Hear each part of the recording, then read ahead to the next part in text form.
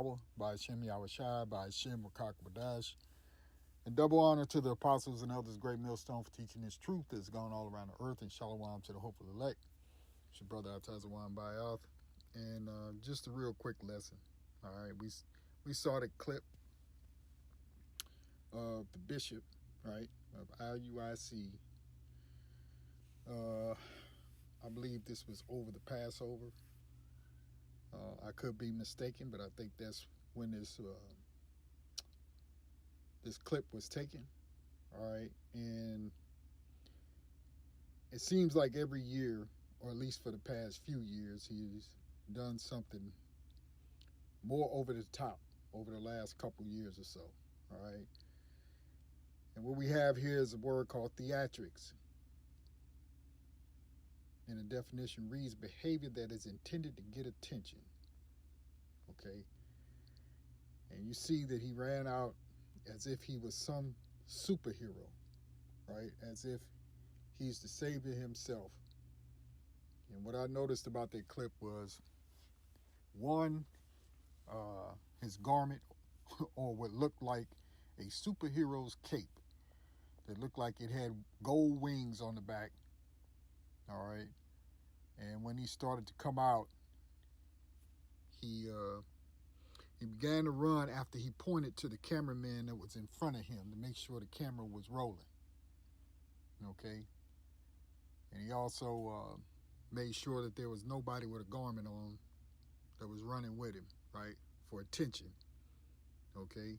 He was the only one with his cape flowing behind him, with his theme song playing. Okay. Definition of the word antic: an attention drawn, often wildly playful or funny act or action. Right. And that's apparently what we looked at was an antic. So this, I may entitle this lesson Theatrics and Antics of Iuic leader, right? Or something like that. But nonetheless, here's a man that's got other men's women screaming after him and running into a stage as if he is some WWE wrestler or at some particular concert and he's the star of the show and so on, right? And it's uncalled for, okay? All you have to do is teach the people. But you know, Jake likes that kind of stuff. They get off on that. All right, so we're just going to pull a couple of scriptures. I'm not going to be long. Let's go over to Matthew 23, and we just jump in right here at verse 1. All right, it reads, Then spake Yahushua to the multitude and to his disciples, saying, The scribes and Pharisees sit in Moses' seat. All therefore, whatsoever they bid you observe, that observe and do, but do not ye after their works, for they say and do not. For they bind heavy burdens and grievous to be borne, and lay them on men's shoulders, but they themselves will not move them with one of their fingers.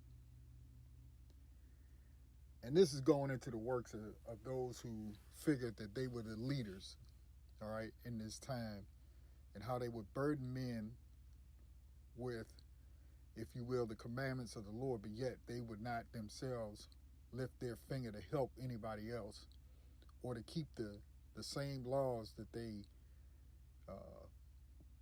told the other, which you would say lowly or common people, that they should have to do, right? Because they esteem themselves just to be better, okay? And that's what you see this guy doing. He's acting as if he's better than everybody else, and particularly those that's following him, okay? He has them do, some wicked things, okay? Coming into the church, as they call it, and people have to give over their personal information, or cause a man to leave his wife if his wife ain't in the truth, and tell him he got to get with a woman that's already in the congregation that's in the truth. lining up their hair and lining up their beards. A lot of things that them people over there in that congregation is that, you know, they do a lot of things wrong. Okay? And he's the leader of that, if you will. And so this is almost like the same example of those telling other people to do certain things, but yet they won't do it themselves, and putting burdens on people, and yet they live something totally different for themselves. All right? Going on. And love the uppermost rooms at feasts, and the chief seats in the synagogues, and greetings in the markets, and to be called of men, Rabbi, Rabbi, right? That's that respecter of person. Okay? But be not ye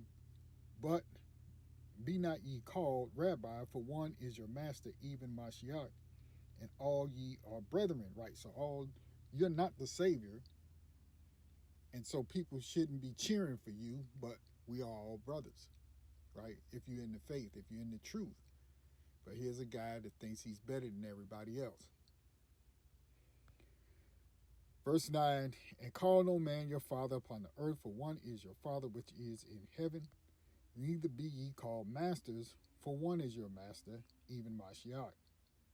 But he that is greater among you shall be your servant, right? And the man should be serving and not being held up to a higher standard, not being a respecter of person, okay? But yet, if you're on that kind of level, but you be humble and be a servant to those that you are a shepherd over. All right? And whosoever shall exalt himself shall be abased, and he that shall humble himself shall be exalted, right? And there's no humility in this man. 1 year it was riding in on a horse. Now he's coming in like a superhero, you know? All antics. Luke 14:7. And he put forth a parable to those which were bidden, when he marked how they choose out the chief rooms, saying unto them, when thou art bidden of any man to a wedding, sit not down in the highest room, lest a more honorable man than thou be bidden of him, and he that baited thee, and him come and say to thee, give this man place, and thou being with shame to take the lowest room. But when thou art bidden, go and sit down in the lowest room, that when he that bade thee cometh, he may say unto thee, friend, go up higher. Then shalt thou have worship in the presence of them that sit at meat with thee. Right? So you always take the humble approach on the low road. Don't look at yourself as if, well, I know I belong in a higher seat because these people are peons beneath me. No. All right? That's not what you're supposed to do. But always look at yourself as, what can I do? If you want to put it in a common term, what can I do for others? Instead of having these people look at me in such high regard, and then you get puffed up. Okay? For whosoever exalteth himself shall be abased, and he that humbleth himself shall be exalted, right? So getting two different scriptures that goes into what? Exalting yourself.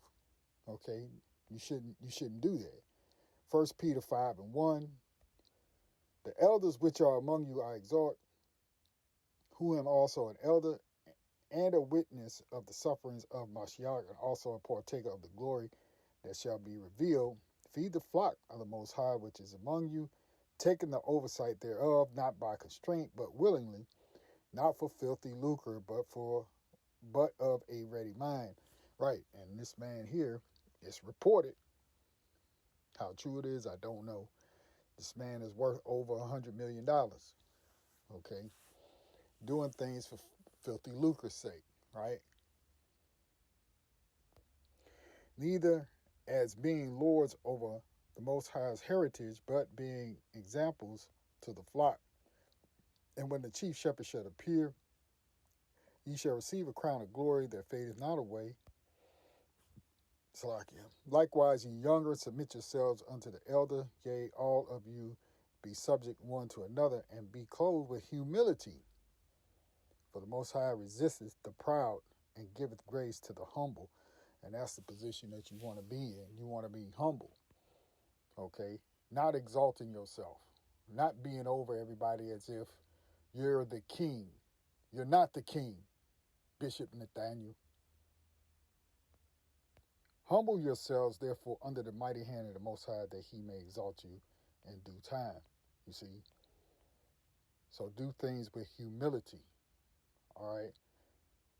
That whole thing is out of order. All right? We'll get a couple more and we'll be done. This is Ecclesiastes 7 and 8. It says, better is the end of a thing than the beginning thereof, and the patient in spirit is better than the proud in spirit. And it's a proud man right there. So it's better for you to be lowly. It's better for you to be patient. It's better for you to be humble than to be proud in the spirit. And we'll get one more and we'll shut it down. There's no need to go much longer in this. You know, this, like I said, it's something that happened a week ago and other brothers have gone into it.